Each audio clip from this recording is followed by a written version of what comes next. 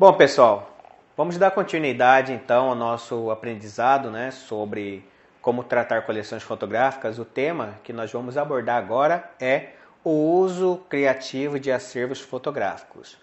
Pois bem, se vocês pensarem na sequência do que já foi apresentado, desde a história da fotografia, a importância da fotografia para a área de história e daí por diante, como tratar fisicamente as coleções fotográficas, como catalogar as fotografias. Agora nós chegamos a esse tema, o uso criativo de acervos fotográficos. Por que está sendo proposto nesse momento esse tema?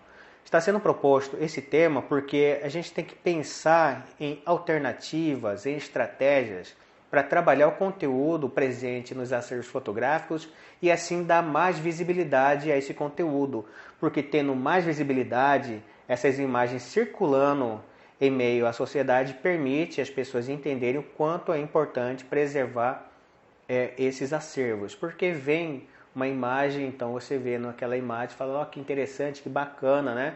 E você vai pensando maneiras daquilo circular, daquilo funcionar dentro da sociedade, né? Então, a ideia é você tirar as fotografias do acervo, uma expressão apenas, não tirar fisicamente, mas tirar do acervo o conhecimento sobre as fotografias e fazer as pessoas que não frequentam acervos, que não são pesquisadores, que não são, digamos, historiadores ou qualquer cientista ou especialista ou pesquisador, mas que essas imagens possam circular na sociedade como um todo. Então, divulgar essas imagens ajuda a preservá-las. Mas de que maneira? Porque vendo quanto elas são boas, são importantes para o nosso entendimento enquanto sociedade, as pessoas começam a entender que realmente essas imagens são boas, são bacanas, são interessantes, eu gosto delas, elas são importantes e por isso mesmo é importante preservá-las, certo? Então essas estratégias de divulgação dessas imagens, de circulação dessas imagens, ajudam a consolidar essas imagens dentro da nossa sociedade. Bom, então vamos lá. A curadoria. Bom, o que é essa curadoria? Curadoria é o que a gente entende como a pessoa que tem contato direto com esse acervo fotográfico, ele tem grande conhecimento sobre esse acervo, porque ele trabalha diretamente, está em contato direto com o acervo, e com isso ele consegue formular posições a respeito daquele acervo. Ele consegue ver o acervo de uma forma integral. Então, quando ele vê esse acervo de uma forma integral, do começo ao fim, em todos os lados, não só o acervo em si, mas todas as situações administrativas relativas a esse acervo, todas as situações sociais, políticas e econômicas relativas àquele acervo, ele tem uma visão global sobre o acervo, mais do que a foto, o que está presente, registrado no suporte, né?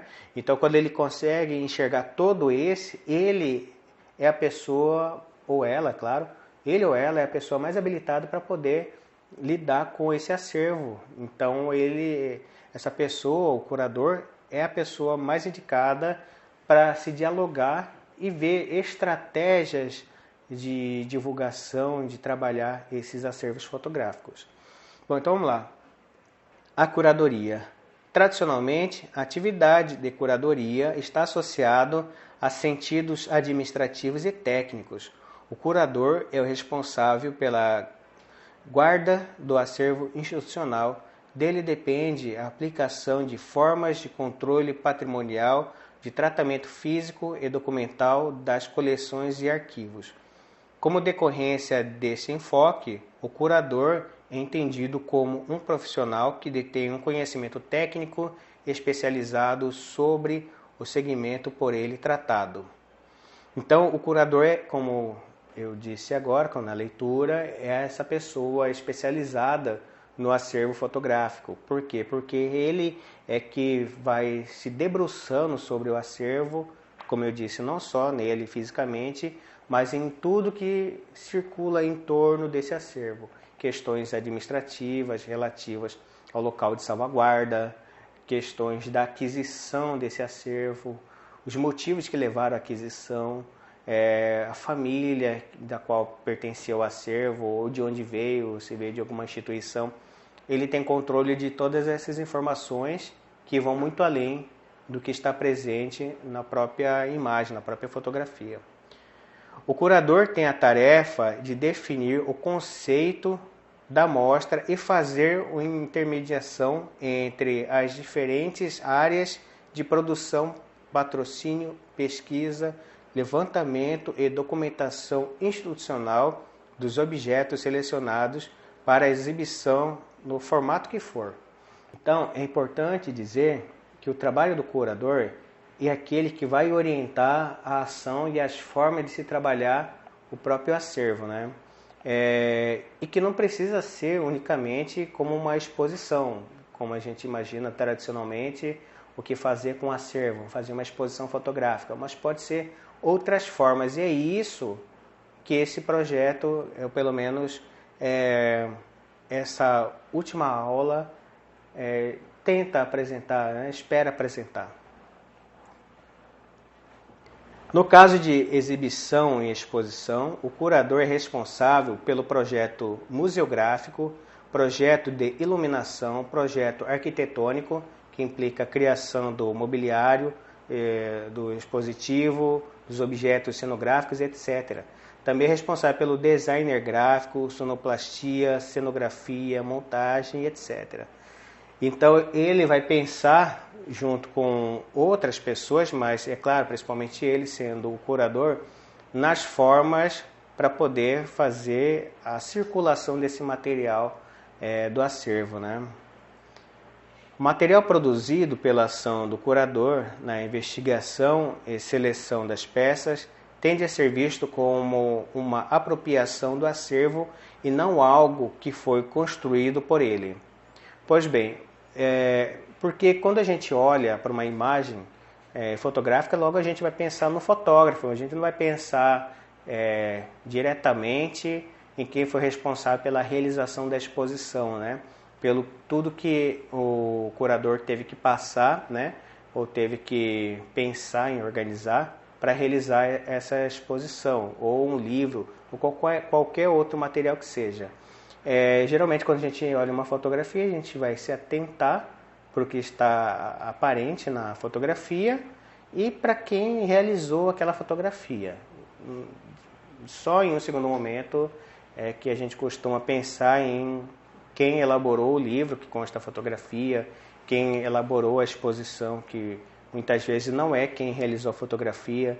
Então, com isso, as pessoas tendem a pensar no ato de curadoria como alguém que se apropria do trabalho do outro. E isso também não vem a ser um problema, porque o curador tem que ser uma pessoa abnegada, que tem que estar presente no trabalho, por exemplo, numa exposição, não é o curador, e sim a obra, e sim quem realizou aquela obra, e não o curador. Então, nisso, a gente já entra numa outro conceito do curador, enquanto aquele que ajuda a promover uma ação que não é dele. A fotografia não é dele, foi feita por uma outra pessoa, né? Então, ele tem que promover aquele acervo, aquelas fotografias ou qualquer outro material que seja, mas sem deixar a marca dele. Ele tem que valorizar, tem que preservar a marca daquele que realizou e o material realizado. Não é incorreto pensar dessa maneira, se considerarmos o curador como aquele que, de forma diferente, deve promover a obra do artista sem se colocar como integrante do processo de construção da obra. Como eu disse, não venha ser errado pensar o curador como alguém que se apropria. Ele, é claro, da maneira dele, ele vai promover, né, uma exposição ou que seja de uma outra pessoa, o material dessa outra pessoa. Ele não precisa se colocar dentro dessa exposição como criar uma identidade dele nessa exposição.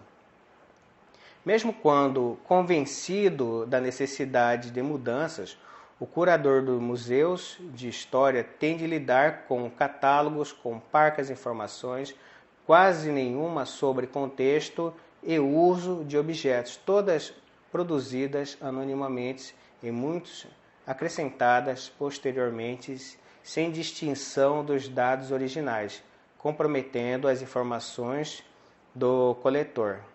Realmente são dificuldades da qual o curador tem que lidar, né? Essa questão das informações de imagens. No caso, a gente está tratando aqui de como analisar, como tratar, como trabalhar de forma criativa acervos fotográficos, principalmente acervos fotográficos históricos, aqueles que estão presentes em museus, reservas técnicas, centros de pesquisas universitários, né, ou do próprio Estado, né, os arquivos do Estado. Então, maneiras de trabalhar esses acervos de uma maneira criativa, inteligente, cativante, certo? E muitas vezes esses acervos, essas fotografias, carecem de mais informações. Então é o caso de se pensar, claro, o curador pensar como trabalhar a ausência dessas informações.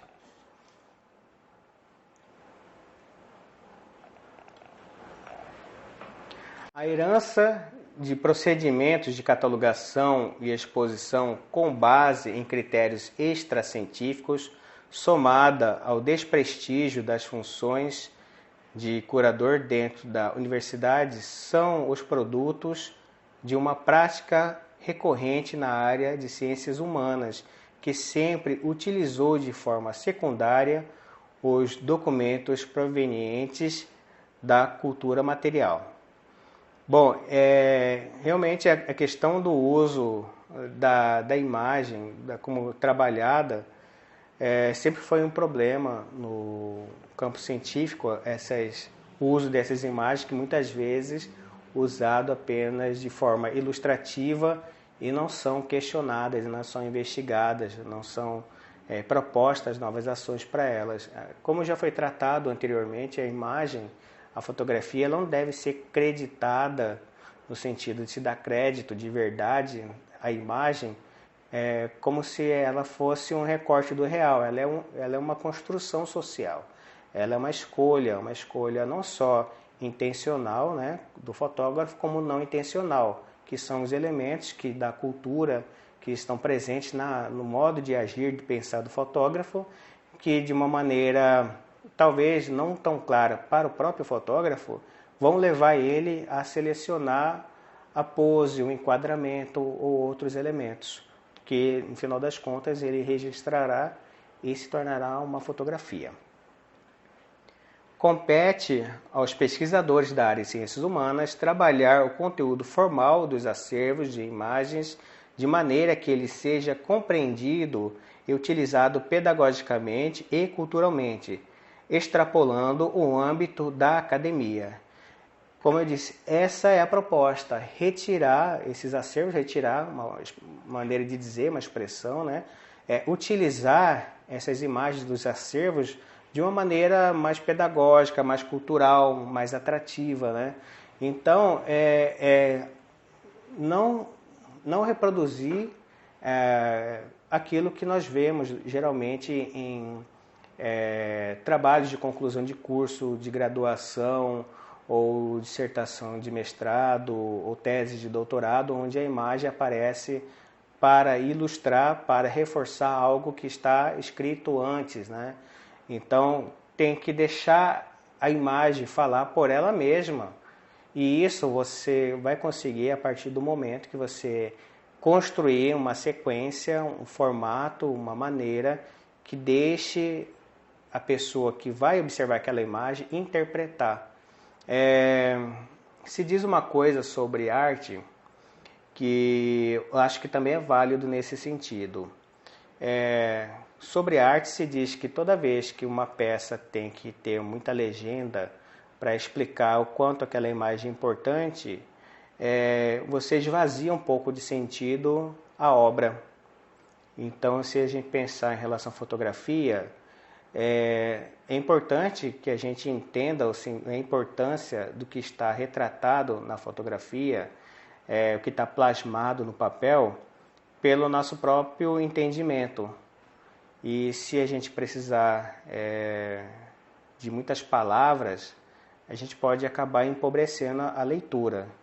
Mas a leitura, se informar, dizer sobre a imagem, ela é importante porque nem sempre as pessoas possuem uma bagagem cultural suficiente para poder fazer a leitura de uma imagem. E aí é claro que se torna indispensável escrever, falar sobre a imagem. E aí a gente acaba retomando com isso o que foi falado anteriormente, que muitas vezes, na verdade, uma imagem não diz mais do que 1000 palavras, né? Nesse sentido, quando necessário, da maneira que você utilizar criativamente a imagem que você for trabalhá-la, você vai precisar fazer essa descrição e outros momentos não. Quem vai decidir isso? Novamente, o curador. O curador é aquele que é o habilitado, capacitado para poder imaginar, para pensar de que maneira vai trabalhar a imagem, se vai ter texto, se não vai ter, se vai ser uma sequência ou não. Não vou dizer formatos como deve ser feito, porque não é o correto. É um momento de descoberta, onde cada pessoa, conforme ela tem o contato com o acervo fotográfico, conforme ela vai compreendendo cada vez mais o acervo fotográfico, nesse momento a pessoa deve pensar como trabalhar essas imagens, né? Então, não existe novamente eu entro nessa, não existe uma regra fechada. Existem alguns elementos que são importantes, que a pessoa não perca de vista, para poder trabalhar da melhor forma possível. Mas dizer como devo trabalhar essa imagem não compete a mim. O que eu vou fazer aqui é mostrar alguns exemplos. E a partir desses exemplos, cada um pense da maneira que achar que deve trabalhar um acervo fotográfico para assim desenvolvê-lo, né? A curadoria hoje. O termo curador chegou ao Brasil por influência norte-americana na década de 1980, sendo ela um fenômeno essencialmente do século XXI. Em inglês, o verbo to curate se relaciona com cuidar de coisas materiais, sobretudo no sentido de to care for, to organize, to pull together, cuidar, organizar, reunir. Podemos definir o curador como aquele que está incumbido de cuidar, zelar e defender os interesses do artista e dos trabalhos de arte. O curador, como se sabe, é o profissional que organiza, supervisiona ou dirige exposições, seja em museus ou nas ruas, em espaços culturais ou galerias comerciais. Bom, então, aqui é interessante que ele fala que o espaço de ação do curador não é apenas o espaço da galeria, o espaço do museu, mas pode ser diverso. Inclusive, formas digitais, formas impressas. Não vou dizer quais as formas que se pode trabalhar, que se eu falar, automaticamente eu estou limitando, e esse é um campo que não deve ser limitado. Bom, aqui trata-se de um campo interdisciplinar que envolve noções conceituais, reflexão, tomada de partido e algumas qualidades. Quais as qualidades? Aqui eu não falo sobre formas, como trabalhar o acervo. Eu falo o que é preciso que o curador, aquele que detém grande conhecimento sobre acervo, ele deve ter de qualidade para poder trabalhar o acervo. Trabalhar de forma que ele achar que deve. Mas o que é preciso que ele tenha é generosidade, cultura geral, cultura específica ou setorial, capacidade administrativa, sensibilidade, estética, independência mental, paciência e determinação. Parece um conjunto de qualidades que genericamente todos devem ter, de fato. Vamos olhar um a um. Por exemplo, generosidade. Por que generosidade? Se você pensar, mas como assim generosidade? Generosidade no sentido que ele vai trabalhar com alguma coisa que não é dele. Ele vai trabalhar com a entrega do trabalho dele, com o potencial dele, o desejo dele em favor de trabalhos de outras pessoas. Isso cobra da pessoa, pede que a pessoa tenha em grande quantidade de generosidade. Não é uma coisa dele. Ele é o curador, mas a obra não é dele. Ele tem que pensar o sucesso e a felicidade do artista a partir de formas de expor o trabalho desse artista. Então, é uma abnegação que você tem que ter, uma generosidade. Cultura geral. Você tem que ter uma cultura geral, conhecer a cultura popular, o que está em voga no momento, as modas, né? E cultura específica ou setorial, que é o conhecimento específico que ele tem sobre determinadas áreas. Então, ele não pode ser uma pessoa que vive enclausurada em uma cultura academicista e se afasta da cultura geral, o que está na moda, o que está na mídia, o que está acontecendo hoje, né? Então, ele precisa ter essas qualidades. Capacidade administrativa.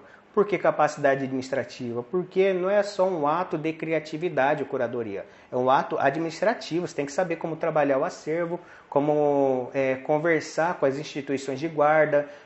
Você vai ter que ver questões de contratos. É um trabalho também burocrático, não apenas criativo. Sensibilidade estética. Sensibilidade estética no sentido de pensar formas e nessas formas de trabalhar esses acervos, essas obras, no sentido estética, o acabamento, o esmero na produção. Independência mental. Por mais que tenha limitações em relação à administração, coisas que não devem ser esquecidas, as obrigações legais, ele não deve se sentir limitado. Ele tem que ter uma independência mental, pensar fora da caixa, por assim dizer. Paciência e determinação. Paciência e determinação é aplicável a tudo, né? Então, dá para descrever unicamente na razão da realização de uma curadoria. É possível pensar isso em tudo.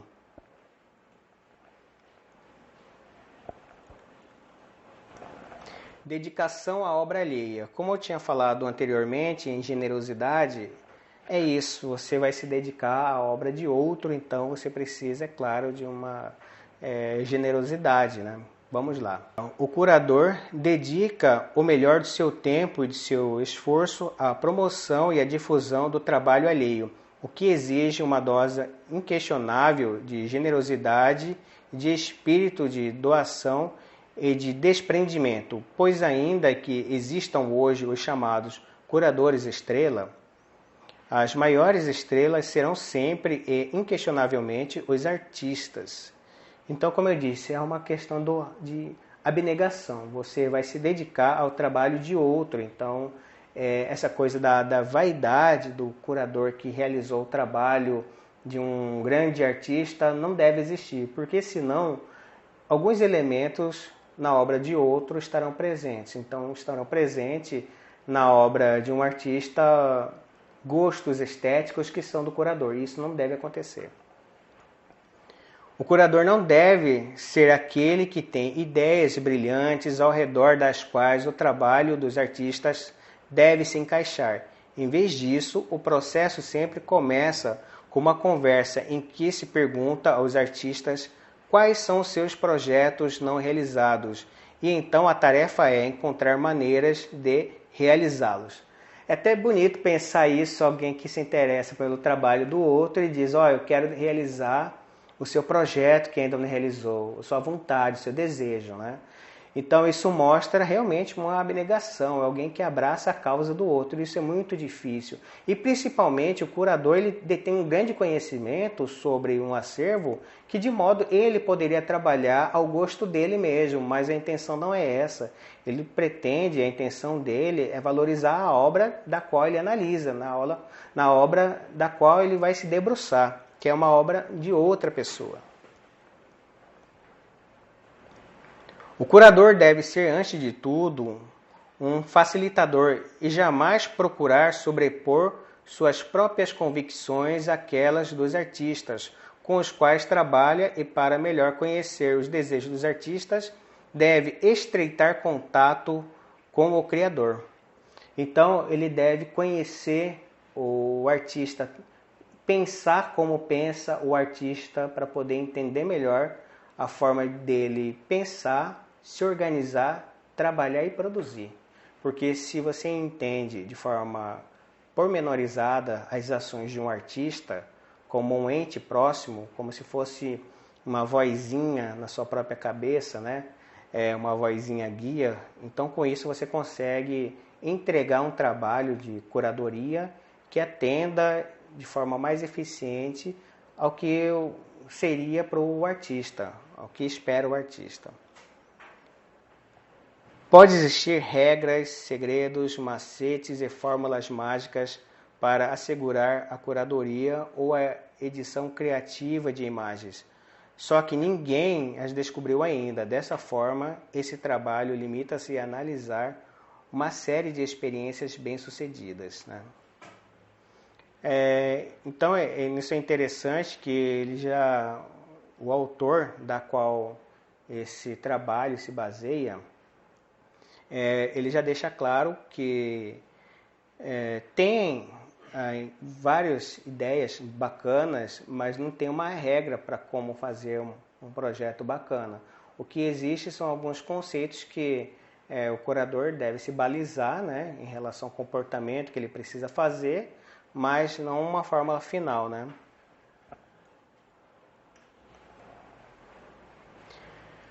Todos os dias somos bombardeados, conforme já se convencionou dizer, por milhares de estímulos. Por um lado, isso é bom, visto que somos irrigados por ideias o tempo todo. Mas por outro, é péssimo, posto que o excesso de estímulos conflitantes é, com frequência, pior do que a ausência deles. Isso nos deixa com uma sensação de sobrecarga.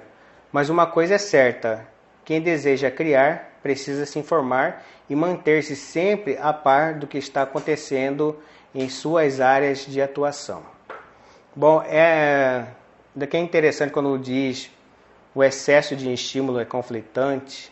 O excesso de estímulo é a pessoa que se expõe a muita informação. Não me recordo qual filósofo diz algo aproximadamente assim: não é de informação que a sociedade precisa, ou melhor, não é de mais informação que a sociedade precisa, e sim capacidade para lidar com o que já tem. Essa frase é muito importante para a gente entender o seguinte: muita informação atrapalha o discernimento no julgamento. Pouca informação não é a questão, não é importante pouca informação, não é o contrário. Mas saber lidar com o que você já tem de informação. Muita informação vai te cegar.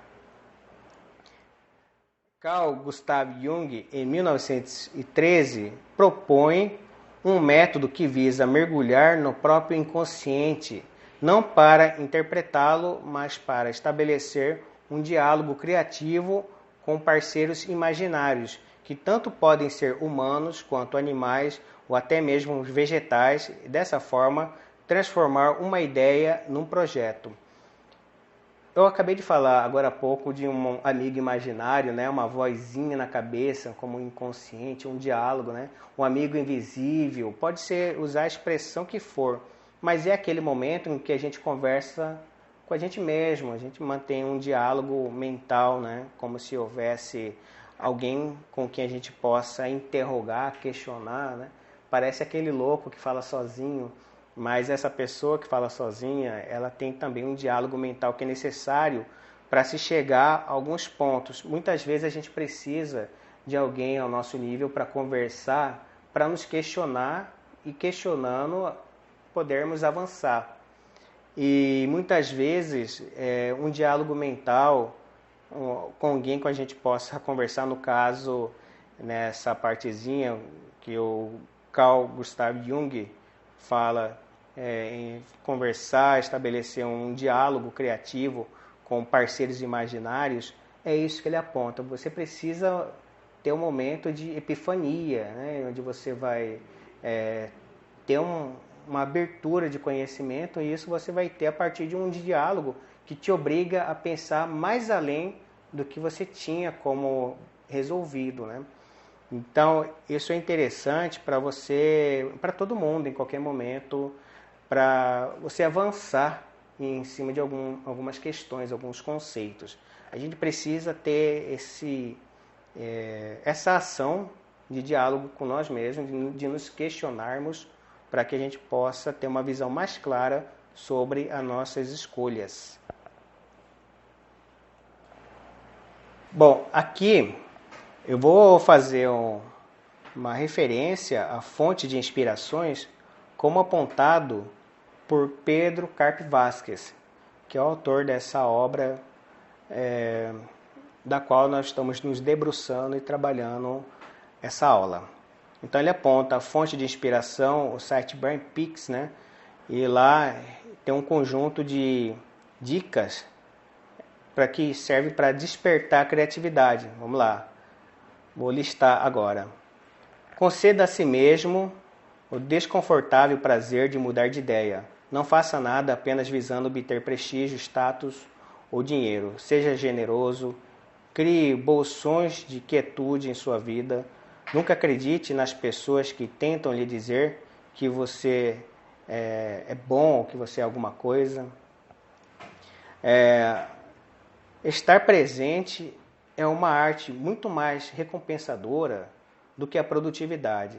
Saiba que toda coisa que realmente vale a pena leva tempo para se concretizar.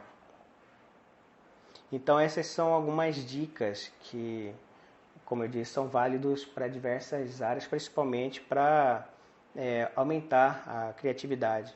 E tem um outro autor, o Austin Kleon, né? Acho que é essa a pronúncia do nome dele. Ele escreveu um livro chamado Roube como um Artista, que ele vem com algumas dicas sobre criatividade. Então ele aponta algumas dicas, 10 dicas, por exemplo, para desbloquear a criatividade. Roube como um artista. O que quer dizer roube como um artista? Como o próprio título do livro dele.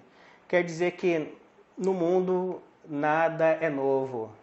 Tem uma passagem bíblica que diz alguma coisa tipo: não há nada de novo debaixo do céu, né? E com isso está querendo dizer que não existe novidades propriamente. O que existem são reformulações de obras já conhecidas, nada novo propriamente. E isso não vem a ser um problema. Lembrando que isso não vem a ser um problema.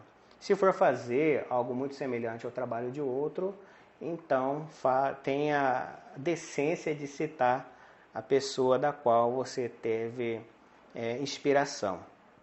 Então, roube como um artista. Segundo, não espere até saber quem você é e para poder começar.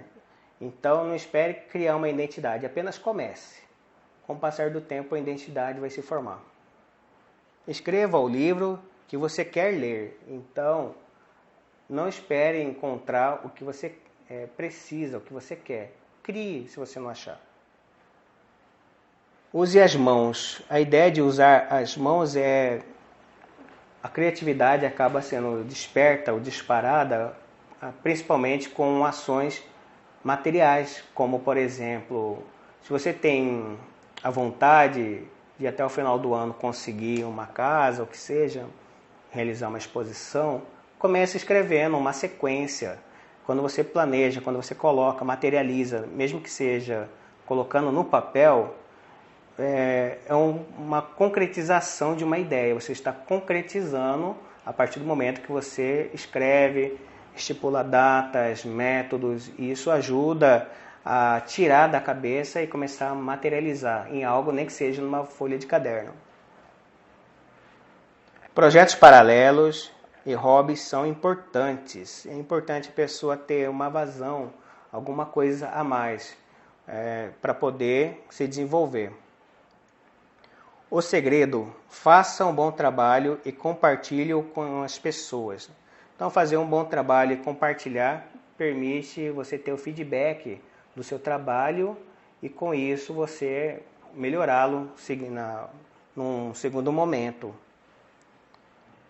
A geografia não manda mais em nós. O que quer dizer a geografia não manda mais em nós? Existem exposições muito boas, por exemplo, que acontecem no mundo afora. E mesmo você morando aqui, não tendo condições financeiras de se deslocar para essas cidades, para esses grandes centros e acompanhar essas exposições, isso não deve impedir você de ter conhecimento, de ter contato com essa exposição, principalmente, por exemplo, pela internet. A internet hoje nos possibilita saber, por exemplo, pontos muito importantes de filmes e exposições que sequer vimos, mas você vai ter acesso a essa informação a partir de diversos sites. Seja legal, o mundo é uma cidade pequena. Quanto mais você vai se especializando em determinadas áreas, mais você vai percebendo que parece que o mundo vai encolhendo, porque as pessoas com quem você vai dialogar vão ficar cada vez mais próximo, né? E com isso você vai montando uma pequena rede de contato. Então é bom ser legal, porque o mundo é uma cidade pequena, como diz. Quer dizer que esses contatos estão muito próximos. Seja chato, é a única maneira de terminar um trabalho. A insistência é uma maneira para você terminar o trabalho. Às vezes, as coisas não acontecem por fluição, pelo desejo. Realmente as coisas às vezes não fluem. E aí precisa ser chato, ser incisivo para que elas aconteçam. Criatividade é subtração. Criatividade e subtração, isso é o 10º indicação de desbloquear a criatividade, que volta para a primeira, né? Criatividade é subtração. Saber tirar o que as pessoas estão fazendo. Com isso não estou dizendo roubar, eu estou dizendo você aproveitar a ideia parcialmente dos outros e a partir disso você criar algo novo, né? Isso quer dizer que você vai, por exemplo, ver uma exposição e fala, não, também quero fazer uma exposição semelhante, só que eu faria de uma maneira diferente tal coisa. Então é importante isso, é como o conhecimento. O conhecimento é um tijolinho que a gente coloca em cima de outro, vai acrescentando, vai aumentando, até o ponto de você ter uma construção, uma obra. Então, criatividade é subtração nesse sentido que você vai criando a partir de várias informações que você vai adquirindo ao longo do tempo. Bom, atenção! Para o curador, é importante saber dosar os estímulos a qual se expõe, pois o excesso não resulta numa capacidade maior para a produção, mas podendo causar um bloqueio ou esgotamento criativo. Pedro Carpe Vasques sobre isso diz: nossa maneira de gozarmos algo é quase tão nervosa e desgastante quanto a execução dos nossos trabalhos. Seria então o prazer comedido, o prazer dobrado? Bom, o que dá para entender, ou melhor, refletir sobre essa ideia, é o cuidado que a gente tem que ter, até mesmo em usufruir o que é de gostoso, correndo o risco do que é bom, o que é gostoso, ser desgastante. E você se desgastar com algo prazeroso vai te limitar. Com que outra coisa você vai sentir prazer se o prazer se torna banal? Então, por exemplo, o curador ele tem que ter esse cuidado de até mesmo com o que lhe apraz, o que lhe satisfaz. Por exemplo, se o que lhe satisfaz é frequentar um determinado meio cultural, exposições e etc., talvez nesse excesso ele pode estar se expondo a um conjunto de informações que a médio ou longo prazo vai desgastá-lo de tal maneira que ele já não sentirá mais tanto prazer naquilo que ele tinha como um grande prazer antes. Bom, aqui nós temos um outro exemplo de como trabalhar um acervo, por exemplo, um acervo fotográfico, de uma maneira para sair das reservas técnicas, dos arquivos, dos museus, né? Aqui tem o livro Looking at Photography, de 1973. É um excelente trabalho sobre a originalidade na produção curatorial, pois, diferente dos outros títulos citados e da maioria dos livros de fotografia mais conhecidos, ele não nasceu como um catálogo de uma exposição, mas como publicação independente. Tem como única premissa de que todas as fotografias deveriam ser desconhecidas e, por esse motivo, capazes de se sustentar pelos próprios méritos. Então é interessante o livro, geralmente uma exposição fotográfica em um museu ou um centro cultural que seja, ele gera um catálogo. O catálogo é aquele que tem um livrinho com a imagem da peça exposta na exposição e uma descrição sucinta ou longa sobre a fotografia. O que acontece? Esse livro ele surge de forma independente, ele surgiu não por conta de uma exposição, ele apenas surgiu como um processo de escolha de imagens consideradas de grande gosto estético e principalmente que não eram de pessoas conhecidas do meio. Então é um trabalho bem diferenciado por conta do critério de escolha do curador. Recortes e mais recortes. Em fotografia, tudo depende do recorte, do ato fotográfico. O recorte é o elemento fundamental, aquele que vai definir o enquadramento e, em consequência, a composição. Este recorte não se dá apenas fisicamente, mas também na abordagem escolhida. Quando se trabalha com imagens de cunho documental ou histórico, existem 3 tipos básicos de abordagem: a temporal, a geográfica e a autoral. Acho que todo mundo em algum momento já viu uma exposição de fotografias em que o recorte escolhido foi esse, o temporal, né? O período que foi recortado, ou o tema, o geográfico, né? Que implica uma cidade, uma localidade, uma casa, e o autoral, que é a partir de seleção fotográfica de determinado autor, né? Isso é bem limitante se pensarmos que muitas exposições são realizadas dessa maneira. Pois bem, um projeto curatorial, se estruturado em torno de coleções, não apenas pode resultar em exposição feita a partir da junta e organização desse material, mas também a possibilidade de publicações que focalizem esses fotógrafos como criadores, sem a necessidade de qualquer outro tipo de justificativa ou validação. Contudo, não há regra que diga que um livro de fotografias só exista como consequência de uma exposição. Sem dúvida, não tem regra para isso. A escolha fica a partir da curadoria. Isso passa como uma grande novidade para muitos que esperam sempre um livro de exposição a partir de uma exposição. Por que não uma exposição virtual? Por que não uma exposição feita na rua? Ou mesmo, por que não a exposição? Sem necessidade de uma exposição. E sim a publicação direta de um livro. Parece muito simples, mas por que antes não eram feitas com frequência isso, se é muito simples? Porque nós ficamos viciados em estruturas. E a ideia da criatividade como trabalhado nesse momento, como anunciado pelo Vasquez, é essa ideia de romper com essa normalidade, com essa repetição. Em 2009, o Instituto Moreira Salles lançou uma coleção de livros de pequeno formato, sem denominação distintiva, mas que pode ser enquadrado na categoria hoje denominada de fotolivros. Estas são algumas estratégias de curadoria e que na última década ampliou consideravelmente, posto que o mundo da fotografia clássica acabou. Passou a ser denominado fotografia analógica, com o advento da fotografia digital. Os acervos sempre têm vida. Depois de expor os mencionados 4 filmes, Capa confiou-os a mensageiros militares para que eles os entregassem no escritório londrino da revista Life, dirigido por John Morris Ailey.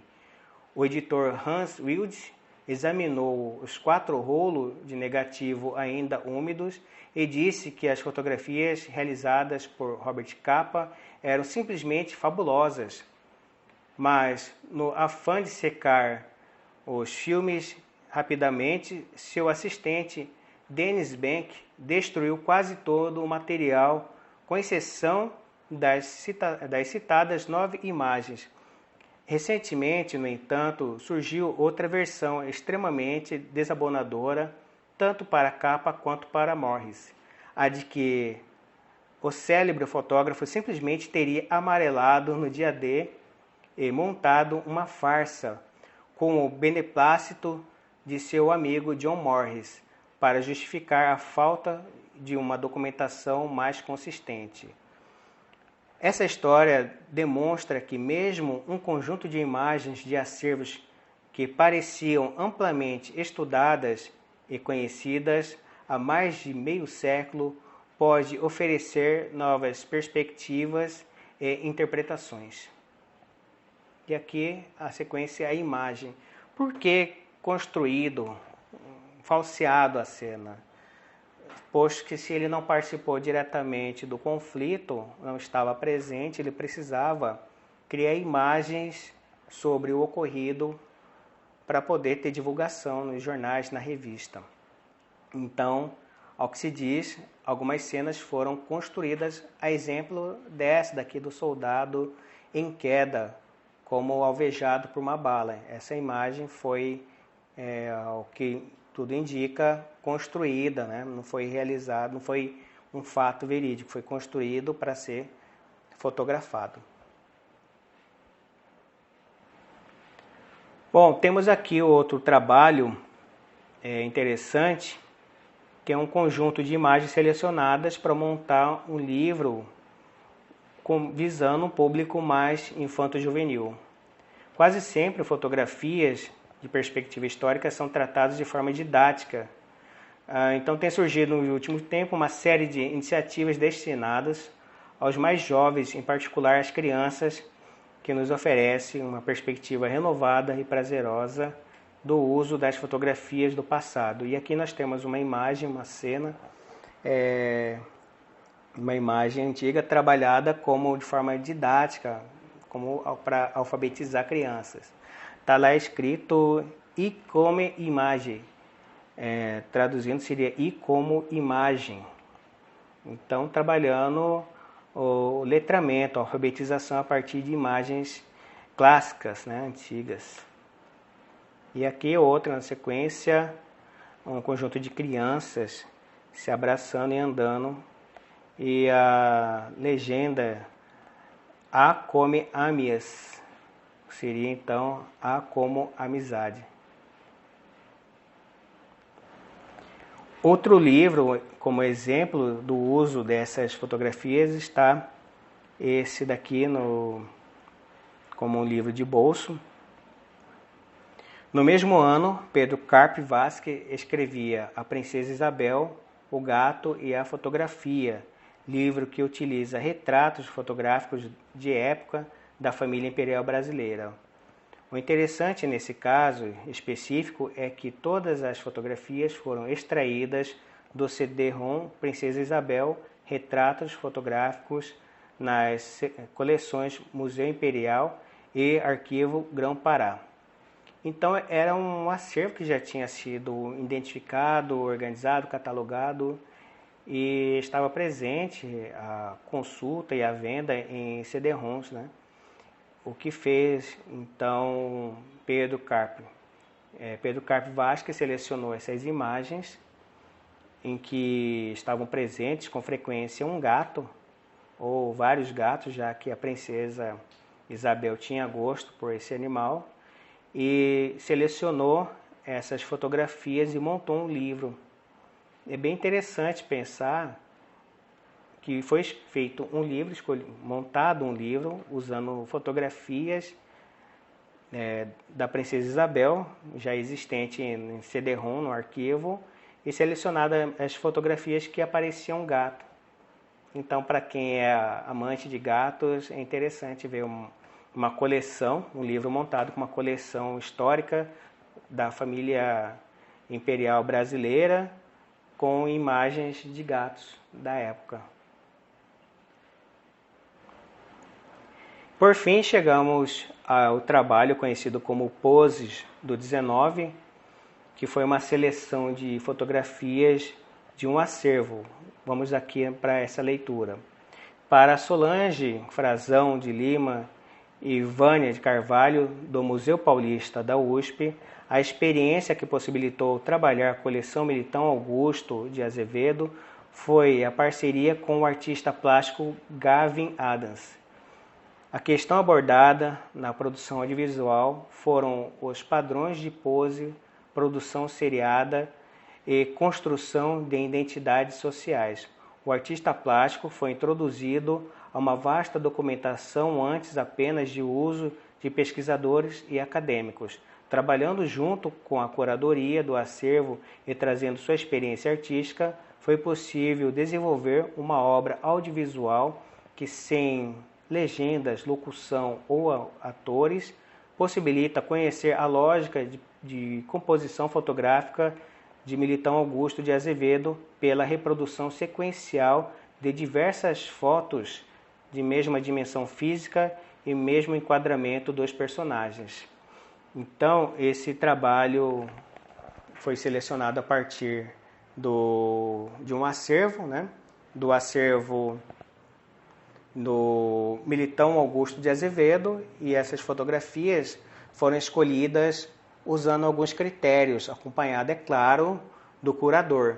Então, essas fotografias foram selecionadas, foram dimensionadas, foram enquadradas, posicionadas a partir da altura do olho de cada uma dessas pessoas nas fotografias, colocadas em sequências e montado um vídeo, e esse vídeo vai colocando uma imagem depois da outra em sequência, numa velocidade tão grande que você vai percebendo nessa sequência que o critério de seleção e montagem do fotógrafo em estúdio, das posturas, as posições, a mão na cintura, sentado, em pé, ele está ao lado da esposa, os filhos estão do lado direito ou esquerdo. Essa sequência colocada a partir da seleção do curador e mais com o trabalho do artista plástico Gavin Adams, que vai fazer essa montagem, vai produzir um vídeo, um audiovisual, vai permitir você, nessa sequência, sem legendas, sem uma locução, sem uma explicação, você vai entendendo a lógica de pensamento do fotógrafo a partir da repetição dessas imagens fotográficas realizadas pelo fotógrafo. Esse vídeo está disponível no YouTube e é interessante olharmos com atenção o vídeo vai estar disposto aqui, para que vocês entendam com clareza a organização desse material.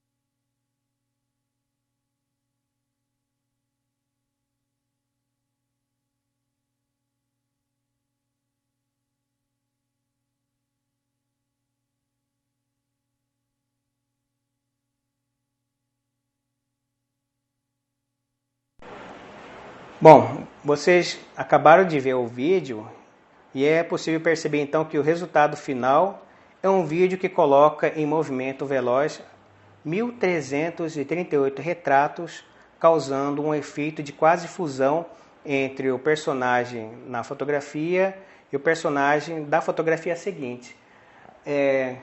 Isso tem uma ideia de reprodutibilidade técnica. A questão da fotografia, várias fotografias semelhantes, não são as mesmas, são pessoas diferentes em cada fotografia, mas são colocadas em uma sequência e reproduzidas uma após a outra com tanta constância que você vai perceber numa lógica de pensamento do fotógrafo. Então o fotógrafo deve pensar da seguinte maneira: bom, se eu vou fotografar uma só pessoa, essa pessoa vai ficar encostada com o braço esquerdo em cima de um anteparo, de modo a ter uma elegância na postura. Então, a partir dessa postura, do enquadramento comum a diversas pessoas fotografadas por esse fotógrafo, você consegue entender a lógica de pensamento dele na composição fotográfica. Bom, e por último, como um exemplo de formas de se trabalhar acervos fotográficos, temos aqui uma montagem chamada Carnaval de Som e Imagem, que foi realizado no Museu da Imagem e do Som de Cuiabá, no ano de 2012. A ação cultural denominada Carnaval de Som e Imagem foi realizada no Museu da Imagem e do Som de Cuiabá em 2012. Uma sala no museu foi separada para a montagem de um ambiente que retratasse cenas do carnaval cuiabano. São imagens de carnavais de salão e de rua da década de 70 e 90. Foram utilizados 235 fotografias de carnavais, 97 imagens de carnavais de rua e 138 imagens de carnavais de salão. As imagens foram projetadas em sequência automática na parede da sala do museu ao som de marchinha de carnaval. A sala foi ambientada com máscaras de carnaval, confetes, serpentinas e outros adereços. As marchinhas eram reproduzidas por um aparelho de MP3 compacto que se encontrava escondido atrás de uma vitrola da década de 1930. Nas lâmpadas do salão foram colocados papel celofane de diversas cores, o que causou um efeito colorido na iluminação do ambiente.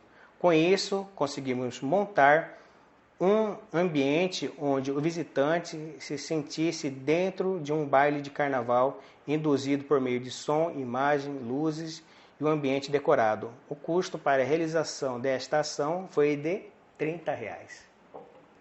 Então pensa que quando você tem o domínio, tem um conhecimento claro sobre o acervo, você consegue fazer uma seleção.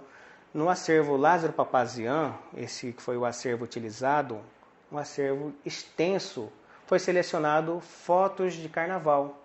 E nessas fotos de carnaval, nesse bloco temático, escolhemos carnavais de rua e carnavais de salão. Essas fotografias foram colocadas em sequência, elas foram reproduzidas por um projetor, projetando a imagem na parede, e foi colocado como um slide, e esse slide mantendo uma velocidade padrão, constante. A imagem a cada 5 segundos era trocada, e depois de terminado a reprodução do slide, começava novamente em loop.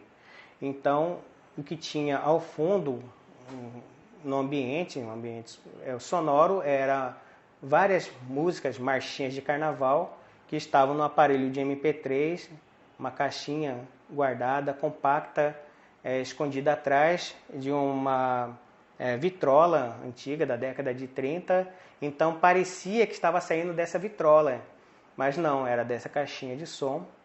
E o ambiente estava cheio de confete, as luzes vermelhas, amarelas, azuis, rosa. Um ambiente bem diverso de iluminação, um ambiente que a ideia era lembrar um pouco o que seria um baile de carnaval. Tinha uma mesa montada com o que seria bebida, como se ali tivesse acabado de acontecer um baile, em que você, ou acabado de acontecer, ou ainda acontecendo, e você lá mesmo presente, ouvindo música, vendo imagem e sentindo aquele ambiente. A ideia era essa. Foi utilizado para isso o acervo que já estava disponível, digitalizado, foi apenas selecionadas as imagens, o projetor do próprio museu, a caixinha de som do próprio museu, a vitrola é do próprio museu, a iluminação é do museu. E a única coisa que foi acrescentado que levou ao custo de R$30 foi a compra de máscaras de baile de carnaval confete serpentina. Só.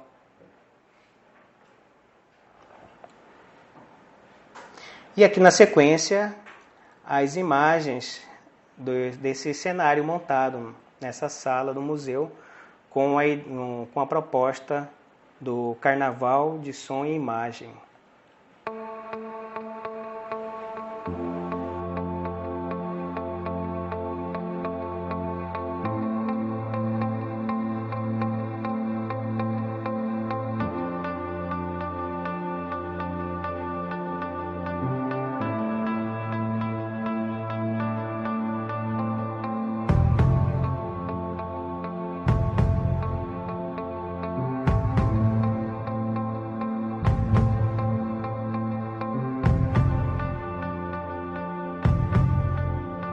Pois bem, há premissas técnicas básicas que norteiam a preparação de toda e qualquer exposição. De modo geral, se desdobram em diversos subitens. Antes da montagem, primeiro, projeto conceitual e expositivo. Segundo, roteiro da montagem. Terceiro, plantas arquitetônicas. Quarto, trâmites documentais, autorização e cartas de anuência. Quinto, pagamento dos direitos autorais. Sexto, reprodução. Sétimo, seleção ou ampliação das obras. Oitavo, montagem das obras. Nono, peças gráficas, convite, folders, catálogos. Décimo, laudos técnicos. E 11º, seguro das obras, é claro. Então, essas sequências são muito importantes para aquele que pretende fazer uma montagem de uma exposição. Pois bem, nós precisamos nos atentar em algumas coisas específicas, principalmente quanto ao espaço expositivo. Vamos lá. Climatização e adaptação do espaço, mobiliário e instrumental especial, sala, espaço ou equipamento de projeção multimídia, recepção e manuseio das obras, montagem propriamente dita e iluminação. É entender o espaço onde vai ser montado a exposição, o mobiliário, a iluminação, a cor da parede, tudo relativo ao espaço. E para isso é importante você ter um mapa ou uma planta do local onde será montado. Atividades complementares, divulgação na imprensa e nas redes sociais, projeto educativo, encontros com curadores e artistas, palestras, seminários, visitas guiadas, constituição de um dossiê para a imprensa, para prestação de contas, currículo da empresa ou da instituição ou do curador. Muito importante também. São atividades complementares, mas quero me atentar a respeito dessa parte de projeto educativo. O projeto educativo é o que fica depois da noite de inauguração da exposição. Então é importante investir muito no projeto educativo, porque muitas pessoas não participam da inauguração, mas querem visitar a exposição. E isso pode se dar muito tempo depois da inauguração. Então é preciso se ter e se investir nessa parte educativa da exposição, para que as pessoas tenham o prazer de participar dessa exposição em qualquer momento que visitar o local de exposição. Não precisa ser apenas no dia da inauguração, tem que ser durante todo o momento em que tiver a exposição rolando. Grande inauguração. Uma vez a exposição montada, o educativo se torna um instrumento mais importante para o sucesso de uma exposição e para a sua divulgação por meio do instrumento comprovadamente mais eficaz, o boca a boca. Então, depois de realizada a exposição, vem a repercussão sobre ela, depois da noite da inauguração, e fica a cargo, então, do pessoal da área do educativo fazer e dar continuidade ao sucesso da exposição. Para o crítico de arte inglês John Kuski, a primeira pergunta que se deve fazer a uma obra de arte é o que ela nos ensina.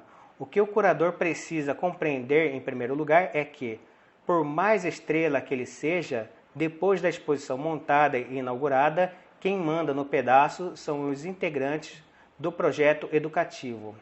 É isso que eu acabei de dizer, a importância de investir no projeto educativo para que a exposição tenha continuidade e tenha sucesso após a inauguração.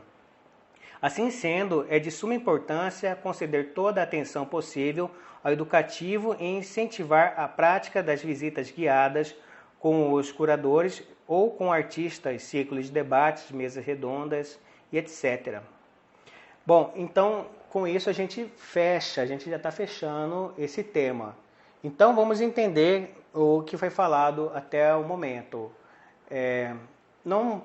O curador, ele é o cara que tem um conhecimento sobre o acervo, ele precisa ter um diálogo bem estreitado com o artista, ele tem que entender o artista como se o artista fosse um amigo imaginário na cabeça dele, conversando sempre com ele, de modo a ele entender com clareza as intenções do artista e a si mesmo, e dessa maneira conseguir propor um excelente trabalho, seja uma exposição, um livro, um catálogo, uma videomontagem, o que for. A partir disso, ele tem que dimensionar as ações que devem ser realizadas. Escrever é muito importante. Para isso, ele precisa conhecer. Se for uma exposição presencial, física, um espaço, um centro cultural, um museu, ele precisa conhecer o ambiente, ter um contato muito estreito com as pessoas responsáveis pelo ambiente, saber o que pode, o que não pode, a documentação necessária. Toda essa parte burocrática é também papel de ação do curador. E a partir disso, da realização de toda a exposição, imaginando, novamente, num formato padrão de uma exposição física em um centro cultural ou museu, investir na parte educativa, que vai dar continuidade ao sucesso da exposição. Podendo ser não só como um guia, né, um facilitador, mas também outros formatos. Então é o caso, novamente, do curador pensar na área educativa, né, em formatos para além do convencional. Então, vamos lá. Vamos para as considerações finais. Quando se trabalha com acervos fotográficos, é muito difícil surgir um projeto inteiramente original ou exclusivo. O que pode e deve existir é uma abordagem original e pessoal. Entretanto, o que é de fato importante é que o projeto tenha alguma relação profunda com a vida e ou com a trajetória profissional do proponente, assim como o histórico e os objetivos da instituição a qual o proponente pertence, ou com a qual se associou para fins de desenvolvimento do projeto em questão. O que está dizendo aqui, no final das contas, você tem que se aproximar da identidade real do acervo, ou da pessoa que formou o acervo, o artista. Então, isso é interessante, estreitar diálogo com esse artista ou com a instituição de guarda desse acervo. Então, pessoal, aqui a gente encerra o nosso curso. Espero que tenha sido de grande valia para você e que tudo apresentado aqui possa lhe ajudar a organizar um acervo, uma exposição ou qual outro material você desejar realizar. Que o conhecimento aqui, de alguma maneira, seja proveitoso. Bom, eu gostaria de agradecer, nesse momento de encerramento, que esse projeto não seria possível se não fosse, é claro, a Lei Aldir Blanc, a Secretaria de Estado, Cultura, Esporte e Lazer, aqui no estado de Mato Grosso, a Secretaria Especial da Cultura e o Ministério do Turismo. Então, realmente, um grande abraço a todos vocês que nos acompanharam até esse momento e até a próxima. Tchau!